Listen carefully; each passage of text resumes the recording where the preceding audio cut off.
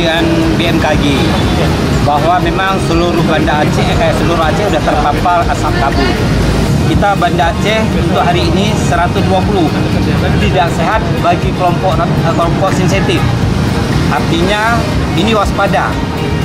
Untuk itu kita harapkan kepada seluruh masyarakat apabila indeks cuaca dan kondisi asap meningkat, kita mengharapkan warga lebih baik kalau tidak ada kepentingan mendiam diri di rumah.